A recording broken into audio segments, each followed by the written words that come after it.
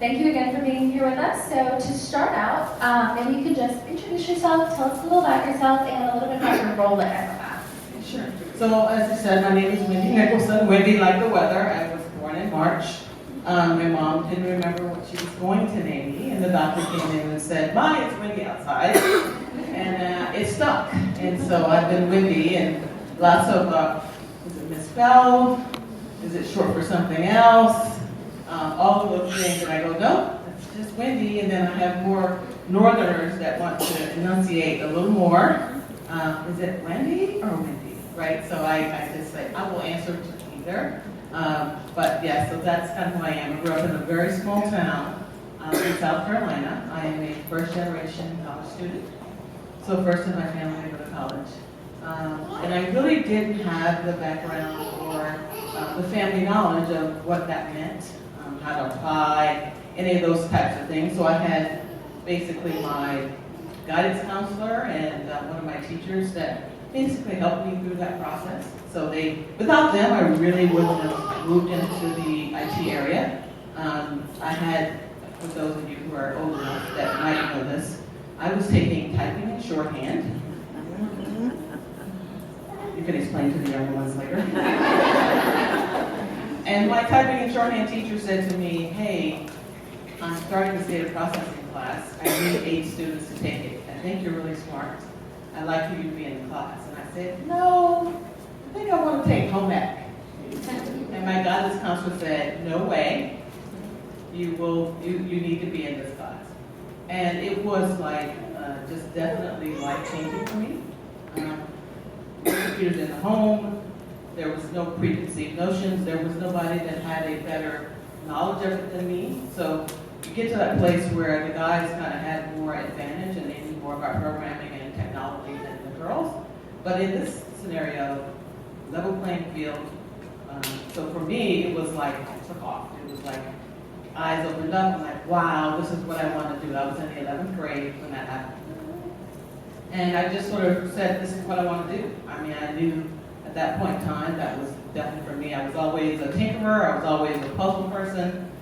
So for me, it was like it just fit perfectly for me. So I knew going into college I wanted to major in computer science, which is what I did. Graduated in computer science. Had a little bump along the road. So I was a single mom at 19.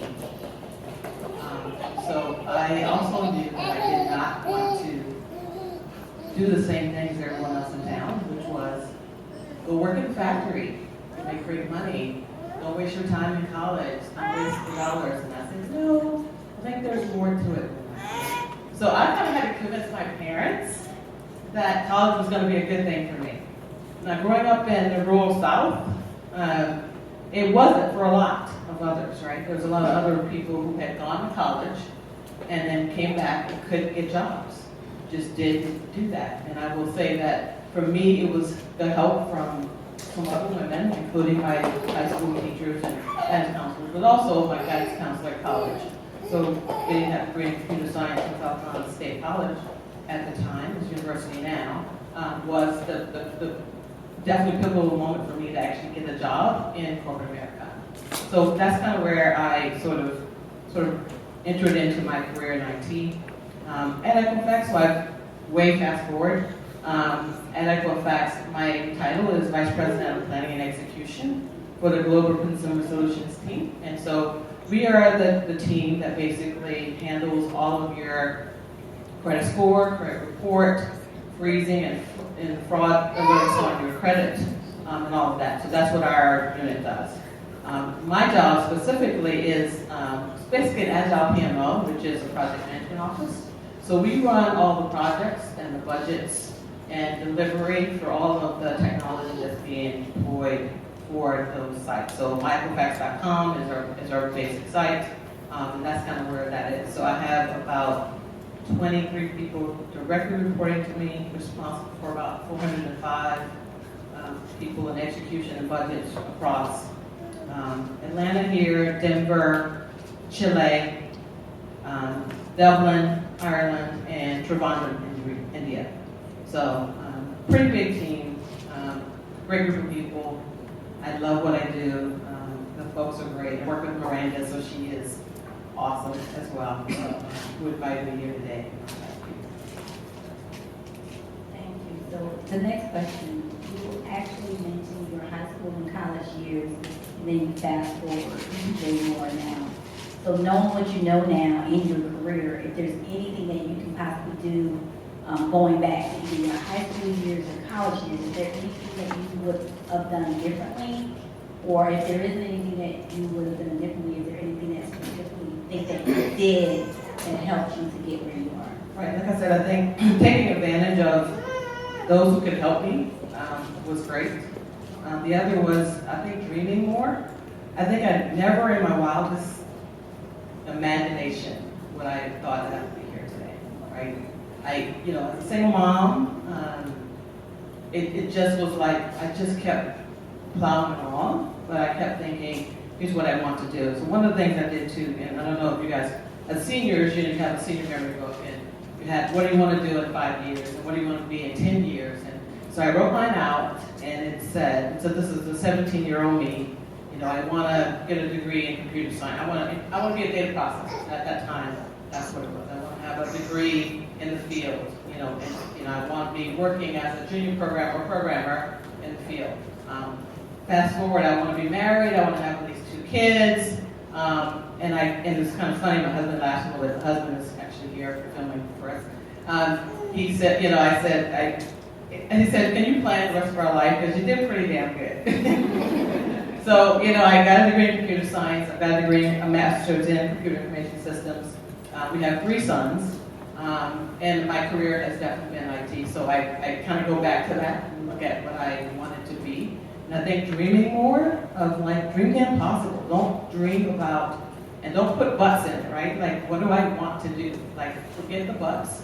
Work yourself toward it, right? So for me, that set the tone for me of what I wanted to do. Then I was driven to say, I want to do these things, right?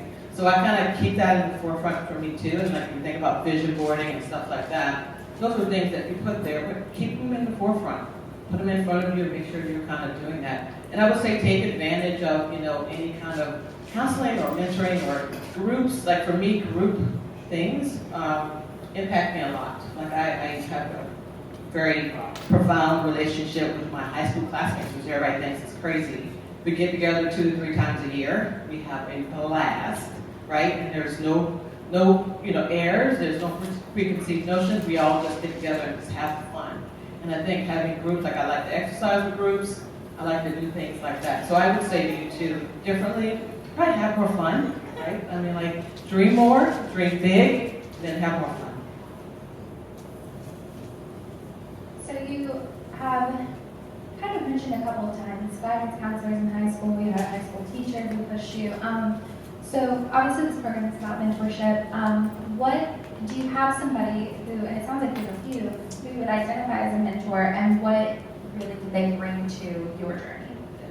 I had formal mentoring and informal mentoring, right? So a lot of the informal are definitely my network of friends that I can go to and say, hey girl, this happened today. What do you think? Did I overreact? What should I do? Any of those kinds of things that I can bounce things off of. So I kind of feel a little bit of peer mentoring with the folks that I have. Obviously, I always bounce things off of my husband. He's always my rock and always supporting me 100%. And he's always the one that tells me, go for it. You can do this. Always having that kind of support. And then from a formal perspective, I would say I have mentors that looked at me and we talk about things, and I'll talk about maybe things that I'm challenged with, and they'll look at me and they say, okay, so what have you attempted to do that you weren't successful at? And then it's sort of more of that, I'm kind of less of a risk taker at times, and so it's like you got to push a little bit harder, you got to take some of those risks. And, get in my head that I'm my worst critic as well, so I have to have that. Sometimes it's that, people draw my memory and say, you know what, you're pretty cool, right? You can do these things, you're inspiring. And so just think about that, what have I done in the past? And so having mentors sometimes is just more of a sanity check at times, right? Could be a little bit of therapy in terms of that too, but thinking about your next steps and what things you might want to do, and then sort of looking at your relationships. You got peer relationships that your personal relationships with people you know, and you know, you trust. You have ones that you probably work with or go to school with. They're kind of like operational, and those are the folks that you feel pretty comfortable with. But then you need to really think about your strategic relationships, and those are the people who can do things for you and help you. And I find some of those, like guidance counselors and such, are more strategic in terms of helping me figure out and map out what next and how I can get to that next step. Because without some of that, you just don't know. Like, there are things you just don't know. And so having folks that have had that experience or can help you along the way, you should take advantage of it. So I think that's the other piece. You mentioned being at Equifax, but can you let us know, I guess maybe immediately after college or even in college? Sure. Did you have any internships? Did you start working immediately for Equifax? What type of positions or roles have you held perhaps? Okay, so when I went to, like I said, South Carolina State College, a historically black college university, I did a lot of career counseling on campus. And my counselor got me in the door with, like, Delta came and interviewed with Delta. And so various companies would come or grad schools would come. She would say, bring your suit, bring your resume, you know, so she helped me through all those processes. And that really helped me get my first job. And I wound up getting a job in DC, which was totally out of my realm, coming from a very small town in South Carolina. But it was an awesome experience. And I was freaking out, going like, I'm not sure I can do this job, but man, this is pretty big. So the job required me to have a secret government clearance. So my mom was like, why are people asking me questions about me? And I worked with a company that did government, I worked with the government, so it actually dealt with nuclear weaponry sites and sort of visiting the sites and the inspectors that were parts of the teams that did the inspections. So you had to have, you had to have clearance to be able to access that information. So that was really my first job out of college as a junior programmer. It was definitely monumental. It was like, again, small town girl, haven't been anywhere, hadn't been on a plane, don't know anything. But I had the foundation in terms of logic and thoughts of that there. So I took that job, did that for a few years. Very tough to live in DC as a single mother. The cost of living is crazy. I got a job at a friend of mine who got a inquiry about a job in Bentonville, Arkansas, to work for Walmart. She said, no way I'm moving to Walmart. That's not happening. I'm not moving out there. But my friend might want to. So they called me, and I did, and I talked with them, and I wound up, next thing I know, we wound up moving across the country to Arkansas. Definitely in my cards, it definitely meant for me, because that's where I met my husband. So I met him at work, and working for Walmart, so I was a programmer still at the time, and got great experience here too. So going from like a super government, super secret environment to Walmart, one of the largest, employer in the world, and having technology at your fingertips. And really, you get those two things on your resume, that's pretty dang on good, right? So people look at you and they know the experiences that you've had and the things you've had to experience. Again, I never got the big head, right? Like that wasn't for me. I'm always pretty humbled at what I've accomplished and what I've done. And then kind of moved, my husband and I, we decided that, we wanted to be somewhere more diverse, and he got a job here, and I got a job here, so I've worked with Home Depot in programming. So I was a programmer early on. And eventually, as I grew, I moved into more leading programmers, leading teams, and then moving into consulting. So I went to a consulting role, and it landed in project management space. So a couple things that I did was get my certification as a certified project manager, so PMP, and then kind of continue there. So I think right around that time, just before that, right after that, I think I got my master's. We had 2 more sons, and so when the boys were old enough to make their own cereal on Saturday morning because mom was studying, that was great. And so that kind of, as we moved to Atlanta, I worked for Home Depot, I worked for McKesson, and so I've and then IHG was kind of one of my other larger stints, and then Anthem from a healthcare IT perspective. So definitely have kind of stayed in the project management space, but budgeting, running projects, delivering projects, that kind of space. So that's kind of become my expertise, though I kind of, like I said, have a history in programming and development and sort of or leading teams. But I would say my biggest quality right now, I think I'm a great people manager, and so I think being able to lead technical resources or technical people is key, and being able to sort of manage that balance, because most technical folks are a little introverted, and so I'm a little bit more outspoken, I would say, and try to help rally them, bring them together, and sort of be able to produce, sometimes get out of their own way to make it happen. So to kind of flip the script a little bit, so about half of our room is mentees and about half of it is mentors. What advice do you have for our mentors moving forward to be effective in the relationship with their mentees? Yes. So at Equifax as well, one of the things my boss said to me in my most recent review, because it's review time, she said, you've become quite the brand ambassador here, because folks come to me. I get a lot of requests to come and chat and talk and share my story. And I would say for a mentor, one is listen.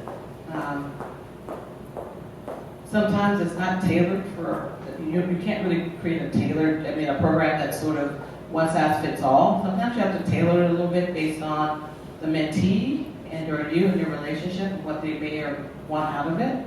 And then how to sort of guide, but listen and sort of think through how to best help that person. It could be, let's go have coffee. Like I mentor a number of people, and we've got a Starbucks on campus, and so we'll go, let's just take a walk over to Starbucks, right? And it could be, sometimes it's good to just say, how are the kids? Are you having the balance? Are you thinking about that, right? Because I think we find that a lot of times as women, we feel as though we need to do all the things the guys do. Like, I'm going to be a woman. This is me, right? I'm going to bring my whole self to work. And if I've got a family commitment or something else, I need to kind of go do that. So I definitely encourage anybody I'm mentoring to think about balance, because it really does make you a better person, right? You can think clearer, but you got to think about what's important to you, because time will go fast, right? Your kids will grow up quickly, and you want to be there. So I think that for me, for mentors, listen, and then try to determine how can you best help that person. And maybe you can't, right? Maybe you have to refer them to somebody else that might be a better mentor, right? So you have to think through that too. And then, like I said, sometimes it doesn't have to be so structured, right? You can actually be a little bit more relaxed, and let's talk about what's troubling you, and let's talk about how we can potentially help that. And then, or you can get very regimented and say, let's do X, Y, and Z, right? Let's do this thing. Get your brand statement. Figure out who you're going to talk to. Those kind of things too. Filter that in, and I think that would be great for you. As mentees, I would say, think about what you might want, and then think about what your direction might be, and sort of don't make it all on the mentor either, right? Like, you've got to come with sort of your expectations or what things you think they can help you with. And maybe you don't know, so maybe you work that out, but do that as a team, and I think you'll be more successful. Very nice. So in the interest of time, we have about 10 minutes left, so I wanted to see if any of you had any questions for Wendy. Yes? How many hours do I work per week? I would say probably between 50, 55. Plus. Well, let's put it this way. In the office or out of the office? There are times when your job is demanding, and there's a lot that's there, right? So I think a lot of my day is spent definitely leading and kind of working and trying to help the team members. And then there's a lot of times that I got to do the work. Like, there's the things that I really need to do. So I think that's the other piece of sometimes I may not get it all done during the day, but I will leave, try to come home and try to spend some time with my husband, and then try to pick up what I may or may not have gotten done the day before. So again, IT is a special job. Sometimes there's, times where you work a lot, where you have to deliver something and it's got to get done. And there are times when you have a little bit of a break, and I try to have a little bit, I said fun was another thing. I try to have a little fun at work too. We started trying to carve off a day with me and my peers and trying to get to know each other a little better and do things that are fun, like go to Top Golf or hit up this restaurant or do things that are not work related to try to get a little more comfortable with each other and working together.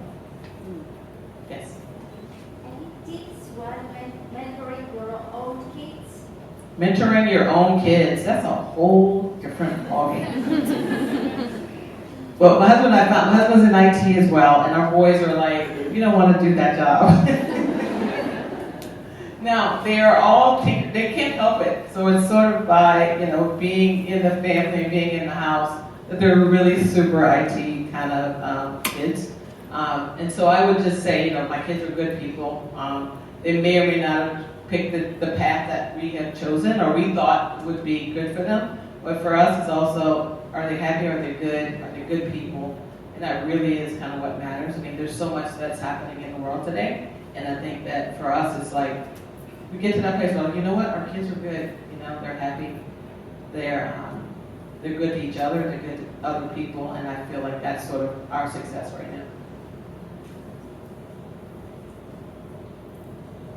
How did you manage to stay motivated even when you were defying so many norms? What was like the regular when you were in high school?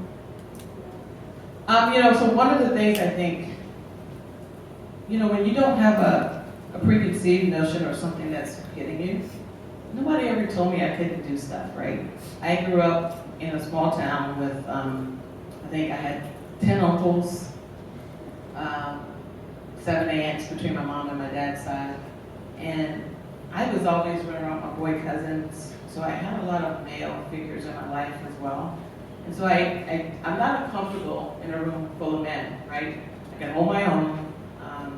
And I think for me, it's like not letting anybody tell me what I can't do, right? And sort of moving forward, or not let it bother me so badly that I get stuck sort of in the mud, right? Like it's their problem and not mine. And so I kind of just don't see that, right? I just sort of move through it. And like, of course I'm going to be strategic if I think it's going to be harmful to me or my progress. But at the same time, I'm like, I'm not going to let that person dictate how I behave or how it might affect me. So I may have to do some things, whether I need to ride my bicycle or I need to go scream or do something else, but get it out, get over it, and then just kind of move on, right? And have you seen me? I usually wear my highest heels at work so that I can intimidate people. So, that makes me fearless. I feel great, right? I feel bold, I feel great, and I feel as though that, nobody's gonna mess with me today.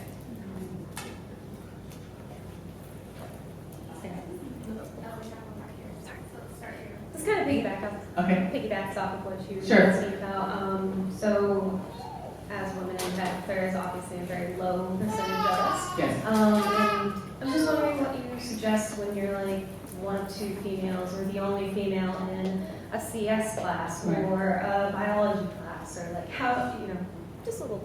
Right. I think that's, so all of my career, so when I went into corporate America, when I interviewed, I saw lots of diverse people, and I was sort of like, because I came from a small town, predominantly, African American side of town, because honestly, there's a railroad track that ran through the whole town, whites lived on one side, blacks lived on the other. So that's how I grew up. When I got my first job, I got into an environment, my team was entirely, Caucasian men, and I freaked out. I was like, wow, what am I going to do here? There was one other woman on the team, and she was probably old enough to be my mom, and she was also Caucasian, and she pretty much stayed to herself. And so I started to get to that place where I did have a little bit of a complex about it, and I'm thinking, like, can I make it here? But honestly, I had someone that took me under his wing and helped me along the way. And I think the other piece of me not letting that sort of cloud my judgment. So I've kind of been that unicorn where I have been that one African American, that one woman, that one African American woman in the room. And I really just, like I said, I just put my armor on and I just do not let that factor in. I will speak up. I will not be the girl in the room taking notes. I will be the woman that's making decisions. I'm going to be the one that's speaking up and telling other folks what to do. So I try to make sure that I have that confidence when I get in there. Whether I crank up my radio in the morning and listen to some rap or something that gets me kind of going, turn some Lizzo on and then, get all pumped up. But I definitely try to make sure that I'm never the shy one in the room. So again, that's also my personality where I'm not, an introvert. I can sort of put it out there as well. So I think it's hard for everybody has that same personality. So sometimes you have to work at it. Sometimes you have to be strategic about it. You have to sort of say, I know this meeting is going to be hard. I need to find some way to insert myself into the conversation. So how do you do it? So figure that out too. Strategize and sort of make that happen. I'm always that strategist too in terms of trying to figure out what things I want and then how do I get to that thing and what things can I do to kind of get me there, right? Whether that is, I knew I had to speak up in this meeting today and not be sort of a mouse in the room and not saying anything. Because they'll look at you and go like, why are you here? Do you add value? Like, so you want to add value. Figure out how you add value when you're in that room. Okay, we have time for one more question. I think it was over here. Well, I'll be very, because that's a question I just wanted to, well, thank you for all the information that you shared. And I just wanted the kids here, so you know, the powerful thing that you said was, when you had a home, Yes. versus the other part. Yes. Great. Have an open mind. And so, she knew what she was getting into. Right. And she decided to try. Yes.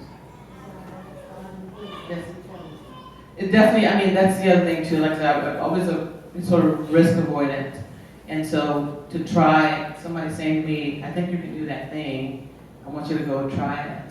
And it was like I said, eye-opening for me, because like I didn't know what computers were much, you know, it was like not in my home, my parents didn't have any idea. And so when I said to my mom and dad, I think I want to study computers, and they looked at me like, what do you mean? Like, what are you going to create? So for them, it was still, what do you make, right? It's like, what is that supposed to do? And it was still always very hard for them understanding what it meant to be a programmer, what it meant to be in technology. And then when I got that first job, they were all looking at me kind of like, huh, they would have paid you to sit at a desk all day? And because they both were factory workers. My dad worked in a steel mill, my mom worked at a Eastman chemical factory. So for them, it's like tangibly, what can you produce? And they're like, what are you doing? Are you just like sitting at a desk all day? Like, Mom, I'm really not sitting at a desk. I'm actually working.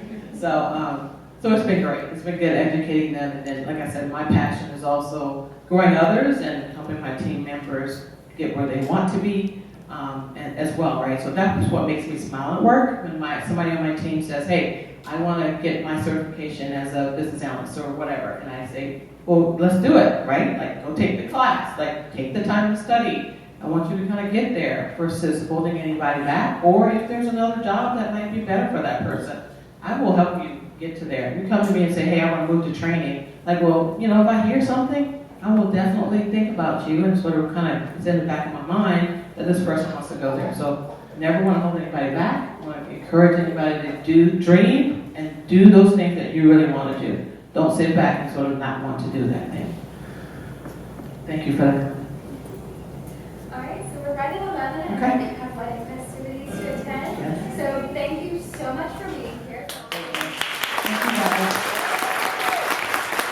I would say thank you guys for what you do in volunteering. Because, you know, volunteering it takes a special person. And I love volunteering as well. So I'm also on the WIT Advisory Council. So supporting women in technology and helping wherever I can. So like I said, I get a guest request from someone that says, hey, do you have time? And I usually carve off my lunch. Like I block out my lunch every day. So sometimes I'll take that lunch and have lunch with someone who I don't really know, or someone who has come to me and said, I'd like to get some ideas from you or thoughts from you. So I'll try to take the time to do that. Like I said, I've already got it carved out. There are times that I need my own time to sort of think and work through what I need to work through, but I will try to support as much as I possibly can and kind of go from there. So thank you guys. And I will say to you too, health is always very important, and I will say that, you know, exercising and eating right, and I try to do all those things, so I'm excited that I will be hitting my 53rd birthday in 2 weeks. My husband's holding a baby. So thank you guys for listening, and so awesome for you guys. We don't have grandkids yet, baby. We don't have grandkids yet. We're going to take this one. No. He's waiting to take a baby home. So I will thank you guys for listening to my story. I'm so excited that you guys are a part of this WIT mentor program, and again, thank you for all the volunteers and Primerica for hosting this in this facility. So thank you all, and don't forget to hit us up on social media. You can tell them how to do that, right, Tar? All right, great.